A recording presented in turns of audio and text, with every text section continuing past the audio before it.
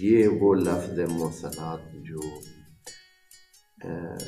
اگر میں کہوں کہ اس کو مفسرین نے نظر انداز کیا ہے اور بہت سرسری لیا ہے اور بہت ہی ایسے بس ٹھیک ہے جی کوئی نہ کوئی معنی اس میں ڈال دیا ہے والی بات کی ہے، مفسرین نے یہاں قرآن کے ساتھ ٹھیک برتاؤ نہیں کیا ہے۔ اکثریت کی بات کر رہا ہوں، شاذ و نادر کوئی مفسر ہے وہ متوجہ ہوتا ہے، نہیں تو بس پچھلی تفسیروں کو دیکھا اور آگے چل دیے اور اب یہ کہہ دیا کہ بھائی میں زمانے کے مطابق ترجمہ اور تفسیر کر رہا ہوں۔ یہ محسنات کا لفظ جو ہے میں آپ کو ابھی عملاً یعنی دوسری تفاسیر تو تھیں یہاں جو میرے پاس سامنے ابھی ہیں ان سے بھی پڑھ کر دکھاؤں گا کہ انہوں نے کیا کیا ہے اس لفظ کے ساتھ۔ یہ محسنات کا لفظ آپ کے سامنے ہے نا، یہ لفظ پہلے بھی گزرا ہے سورہ النساء میں۔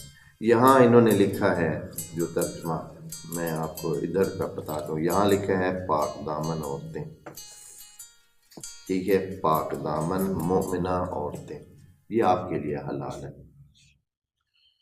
ٹھیک ہے جی۔ یہ ایک ترجمہ ہے اور ایک اور تفسیر دیکھ لیتے ہیں، ممکن ہے اس میں موجود ہو۔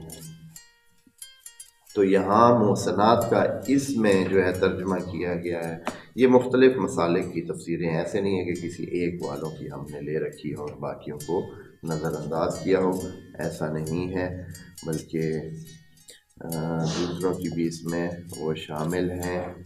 تو المائدہ کی یہ آیت نمبر 5 ہم دیکھتے ہیں، ادھر انہوں نے کیا ترجمہ کیا ہے محسنات کا، اور پھر ہم سورہ نساء کی طرف جائیں گے، وہاں کیا ترجمہ کیا ہے، اور پھر دیکھیں گے کہ تضاد دیکھیں، تضاد آپ کو دکھایا جائے گا انشاءاللہ۔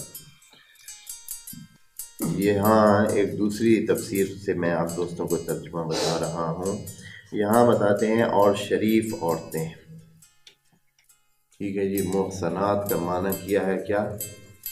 شریف عورتیں۔ پچھلے اس میں معنی، پچھلی دوسری تفسیر میں معنی کیا تھا پاک دامن عورتیں، اس میں معنی کیا ہے اور شریف عورتیں، ٹھیک ہے۔ مسلمانوں میں سے شریف عورتیں بھی آپ کے لیے جائز ہیں، دو ہو گئے۔ اب ایک اور بھی دیکھ لیتے ہیں یہاں، اور پھر انہی تینوں تفسیروں کو سورہ نساء میں دیکھیں گے، وہاں انہوں نے کیا معنی کیا ہے۔